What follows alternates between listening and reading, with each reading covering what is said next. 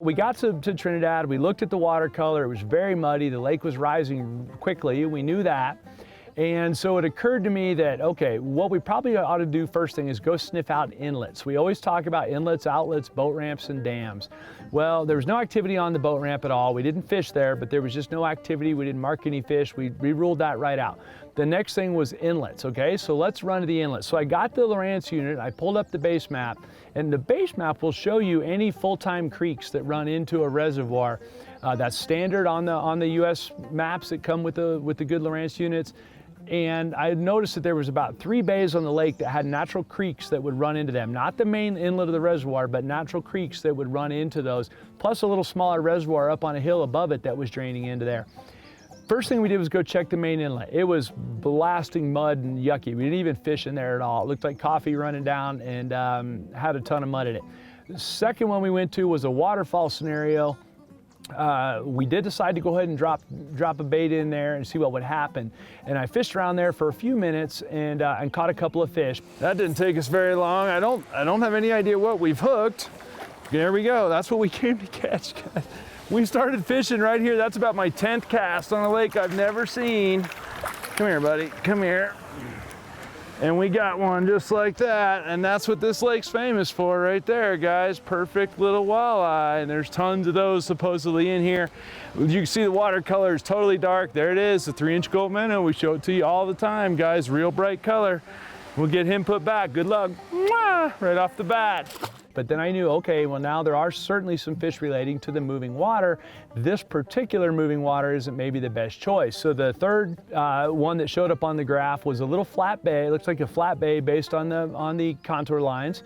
And also that there was a creek that came in the back of it. So we ran into the back of that and sat down, started looking around and realized that not only was there a creek in the back of there, but there was a bunch of bugs coming off, little mayflies coming off the surface of the water. And right away we could see fish that were rising on the surface. And so the fly guys in the group are going to say, well, geez, why didn't you get a fly in a bubble, or why didn't you match the hatch of the mayflies? Well, my general answer is there's probably bait fish eating those mayflies, and therefore if I throw something bait fishy, I can get walleyes and things like that may be biting those as well. Well, one of the most unique scenarios I've ever run into, what we figured out right away is you would see fish rise, and at first I thought they were all trout. I realized that they were walleyes. They were average size walleyes, anywhere between about 12 and 18 inches long, and they were eating those mayflies by the ton. And a couple of them we brought in the boat, they started regurgitating mayflies, and they literally were eating thousands of these little mayflies coming off the bottom of the lake. And so conversely, I still caught them throwing my standard Gulp minnow, a 3-inch Gulp minnow, because again, fish are opportunistic feeders. Those mayflies are easy to catch and there's lots of them. So it's kind of like you eating a big bowl of peanuts. But if I put a steak out there, you're probably going to dive in for that. So I effectively put the steak and my Gulp minnow out in front of those walleyes, and they ate it really good. Got him. All right, down deep right here, guys. We saw them rising. I'm not even sure what they are. They are walleyes, and they are surface feeding, guys. These walleyes, we're watching these walleyes rise all around the boat. They're literally rising to bugs.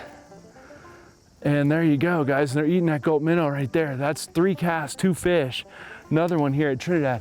If you watch, they're literally rising like trout. There also happen to be trout mixed in with those walleyes, and they also ate the minnow. And you can almost tell on cue, typical trout. You throw the Gulp minnow over there, it starts sinking, dunk, you feel it get bit.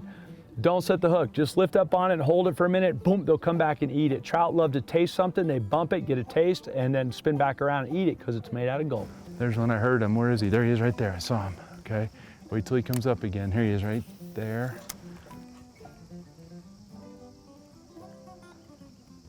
He swirled on it. Got him, there you go.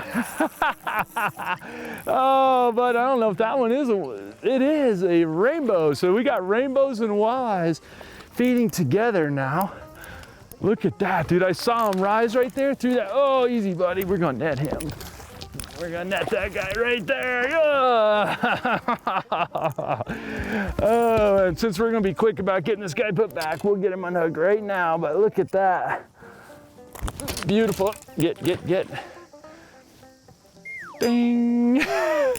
Picked him off, saw him rise on the surface too, jig right on him. I saw him turn and follow it down, and I waited. I was real patient with him, popped it one time and he got it.